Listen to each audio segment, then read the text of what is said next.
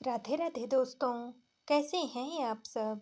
आज की कहानी है बर्दाश्त की भी कोई सीमा होती है। माही बेहाल पड़ी थी। पूरे शरीर पर मारपीट के निशान पड़ चुके थे। रह रह कर दर्द की एक टीस उभरती तो वह कराह उठती। मारते समय कभी सोचता भी तो नहीं था उसका पति निहाल सिंह कभी माही को बालों से पकड़कर खींचता तो कभी मारने के लिए छड़ी उठा लेता। शराब पीने के बाद तो वह बिल्कुल जानवर बन जाता। फिर तो उसे यह भी ध्यान नहीं रहता कि उसके बच्चे अब बड़े हो चुके हैं। जब कभी उसकी बेटी रूबी अपनी माँ को बचाने के लिए आगे आती तो वह बेचारी भी पिट जाती। 2 दिन पहले जब निहाल सिंह शराब पीकर घर में ऊल जुलूल बोलने लगा तो माही ने उसे समझाते हुए कहा था, बस कीजिए, अब खाना खा लीजिए, सुबह काम पर भी आपको जाना है। माही के बस इतना बोलने की ही देर थी कि निहाल सिंह चीखते हुए बोला, अब तू रोकेगी मुझे, अभी बताता हूँ तुझे। फिर तो उसका हाथ ही ना रुका। आखिर में रूबी दोनों के बीच में आ गई और उसका हाथ पकड़कर झटकते हुए बोली, पापा, अब बस भी कीजिए, गलती तो आपकी ही है, मम्मी को क्यों मार रहे हो? कितनी बार कहा है कि तू बीच में ना बोला कर।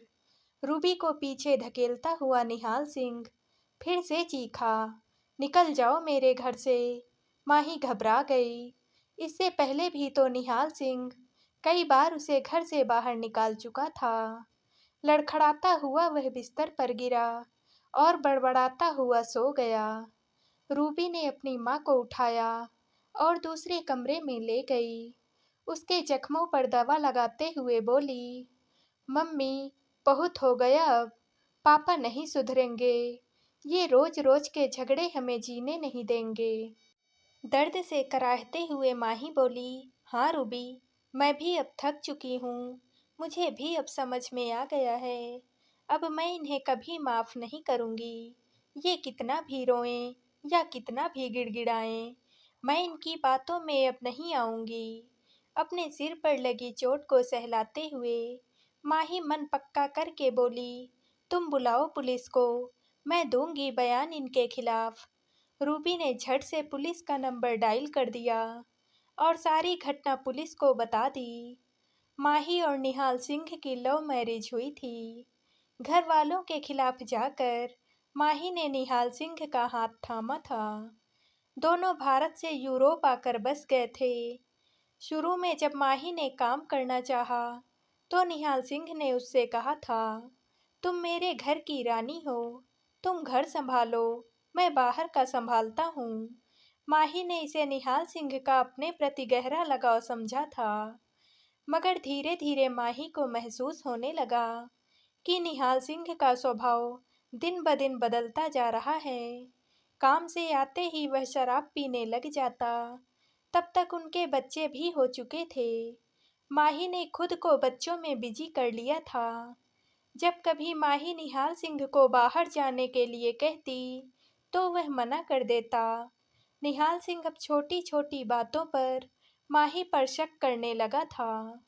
जब कभी काम का दबाव बढ़ जाता तो वह झल्ला कर कहता, मुझसे नहीं होता इतना काम, मैं नहीं उठा सकता इतना बोझ। जब कभी माही नौकरी करने को कहती तो वह उसे पीटने लगता। शराब पीकर मारपीट करना तो उसके लिए रोज की ही बात हो गई थी। बच्चे डरते हुए माँ के पीछे छिप जाते थे। वे अब थोड़े बड़े भी हो गए थे। उनका अब स्कूल में दाखिला भी करवाना जरूरी हो गया था। खर्चा तो बढ़ ही गया था। तो माही ने निहाल सिंह को किसी तरह से अपनी नौकरी के लिए मना लिया। वह घर का सारा काम निपटा कर नौकरी पर चली जाती और वापस से आते ही बच्चों और घर को संभालने लग जाती। माही ने कभी किसी से अपने साथ हुई मारपीट का जिक्र नहीं किया था। हाँ, कभी कभार उसके घर से आती मारपीट और चीखने चिल्लाने की आवाज़ों से परेशान होकर पड़ोसी खुद ही पुलिस में रिपोर्ट कर देते थे। पुलिस आती तो माही झूठ बोलकर निहाल सिंह को बचा लेती। ऐसे ही समय निकल जा रहा था। निहाल सिंह प्यार भी उसे अपनी मर्जी से करता, नहीं तो आधी रात को उसे मार पीट कर कमरे से निकाल देता। माही अब अपनी तकदीर को कोसती बच्चों के पास आकर सो जाती थी। इतना सब कुछ होने के बावजूद भी वह निहाल सिंह का पूरा ध्यान रखती, हर काम समय से करती। सुबह उठते ही सबसे पहले उसका टिफिन तैयार करती। किसी तरह उसने निहाल सिंह को मनाकर बच्चों को साथ वाले बड़े शहर में पढ़ने के लिए भेज दिया था, ताकि वे दोनों पढ़ लिख कर अच्छी नौकरी पर लग सकें। लेकिन असल बात तो यह थी कि माही उन दोनों पर पिता की गलत हरकतों का असर नहीं पड़ने देना चाहती थी। एक दो बार पहले भी किसी बात पर गुस्सा होकर निहाल सिंह ने माही को आधी रात में घर से बाहर निकाल दिया था। माही की मौसी का बेटा भी इसी शहर में रहता था। उसने उसे फ़ोन किया और वह माही को लेकर अपने घर चला गया। उसने भी माही को समझाया कि यह ऐसे कभी भी नहीं सुधरेगा। तुम कब तक इसकी मारपीट को बर्दाश्त करती रहोगी? उसने आगे बढ़कर पुलिस में उसकी रिपोर्ट लिखवा दी। जब पुलिस निहाल सिंह को घर से उठाकर ले गई, तब माही डर गई और उसने भाई को रिपोर्ट वापस लेने के लिए कहा। जब ऐसा 2-3 बार हुआ, तो भाई भी पीछे हट गया। माही अब इसे अपनी किस्मत समझकर समझौता कर रही थी। उसे पता था कि निहाल सिंह बहुत ज़्यादा ही गुस्सैल हैं, पर उसके बच्चों के पिता भी हैं। वह भले ही अब उसे पहले जैसा प्यार नहीं करता, मगर उसके लिए तो आज भी वही उसका प्यार है। तभी एक दिन निहाल सिंह काम से आते समय अपने साथ एक जवान औरत को घर ले आया। माही ने उसे देखते ही निहाल सिंह से उस औरत के बारे में पूछा कि यह कौन है, तो उसने बताया, यह प्रीत है। इसका पति मेरे साथ काम करता था। ज़्यादा शराब पीने से वह मर गया। मैं इसकी मदद कर रहा हूँ, क्योंकि उसके बीमा और पेंशन के बारे में इसे कुछ भी नहीं पता।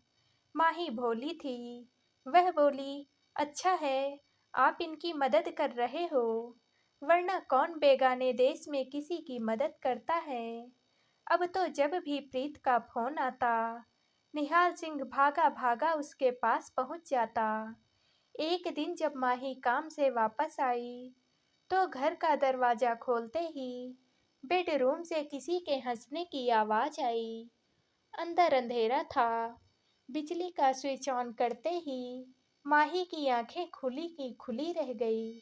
उसने उन दोनों को बेड पर आपत्तिजनक हालत में देखा, लेकिन शर्मिंदा होने के बजाय दोनों हंसने लगे। इसके बाद तो माही के सामने ही सब कुछ चलने लगा। अब माही का दिल भी टूट चुका था। इतना सब कुछ होने के बावजूद भी उसने कभी नहीं सोचा था कि निहाल सिंह उसे इस तरह से धोखा देगा। वह फूट फूट कर रो पड़ी। अब उसको समझ में आया कि वह क्यों उस पर शक करता था। उसने किसी तरह से खुद को संभाला और अब वह सोच में पड़ गई। एक दिन माही को पास बिठाकर निहाल सिंह बोला, तू हाँ करे तो मैं इसे भी अपने साथ ही रख लूं। निहाल सिंह किस हद तक गिर गया था, माही यह सोचने को मजबूर हो गई।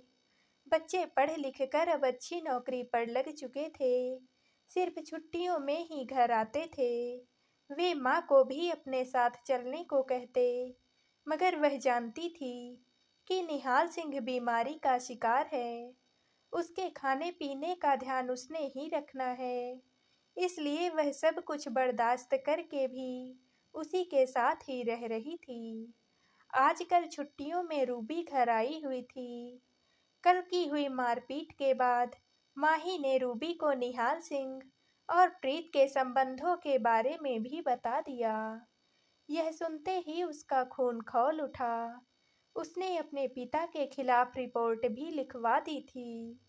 थोड़ी ही देर में पुलिस भी आ गई। रूबी और माही ने बयान दे दिया। माही की चोटें उसके साथ हुए जोर जुल्म की साफ गवाही दे रही थी। माही ने यह भी बताया कि जब वह पेट से थी तब निहाल सिंह ने उसे बहुत बार पीटा था। रिपोर्ट को मजबूत बनाने के लिए पुलिस ने माही की चोट की तस्वीरें खींचकर साथ में ही लगा दी। पुलिस निहाल सिंह को साथ में ले गई। वहां 2 दिन उसे हिरासत में रखा। फिर उसको वार्निंग देकर छोड़ दिया गया कि वह माही के आसपास भी नहीं फटकेगा। अगर उसने माही को तंग किया तो उस पर कार्यवाही की जाएगी और 2 साल की जेल भी हो सकती है। उसे एक अलग घर में रहने के लिए कहा गया। निहाल सिंह फोन करके बार बार माही से माफी मांगने लगा। उसे पता था कि माही का दिल पिघल जाता है। वह उसे अब भी प्यार करती है। मगर रूबी ने माँ को साफ साफ कह दिया, मम्मी, अगर इस बार तुमने पापा को माफ किया तो मैं कभी भी तुमसे बात नहीं करूंगी। माही ने अब निहाल सिंह का फोन उठाना भी बंद कर दिया। रूबी पिता को फोन पर धमकी देते हुए बोली, आज के बाद अगर आपने मम्मी को फोन किया तो आपको 2 साल की जेल हो जाएगी। आप यह बात भूलिएगा मत कि वे अब अकेली नहीं हैं। आज तक जो कुछ भी आपने उनके साथ किया उसके लिए हम तीनों आपसे कोई रिश्ता नहीं रखेंगे और उन्हें इंसाफ दिलवाकर ही रहेंगे। पहले निहाल सिंह गिड़गिड़ाया, फिर बेशर्मी से बोला, मैं भी तुम लोगों से कोई रिश्ता नहीं रखना चाहता। आज तक मैंने तुम दोनों की पढ़ाई पर जो भी पैसा खर्च किया है वह मुझे वापस कर दो। यह सुनते ही रूबी की आंखों में आंसू आ गए कि उसका बाप इतना गिर सकता है। उसने तो कभी सोचा भी नहीं था। मगर फिर भी वह हिम्मत करके अपने आंसुओं को रोकते हुए बोली, पैसा तो हम दे ही देंगे, लेकिन इतने सालों तक आपने मम्मी को जो भी दुख दिया है क्या वे दिन वापस लौटा देंगे? कहते हुए रूबी ने फोन रख दिया और माही की तरफ देखा जिसकी आंखों से आंसुओं की धारा बह रही थी। रूबी ने झट से माँ को अपने गले से लगा लिया, मगर उन्हें चुप नहीं कराया, बल्कि सालों का जो जमा हुआ सैलाब था उसे बहने दिया।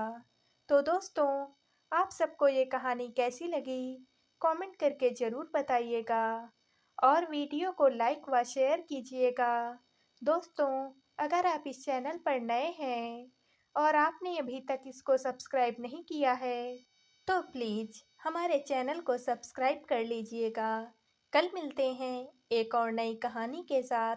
आप सभी का बहुत बहुत धन्यवाद।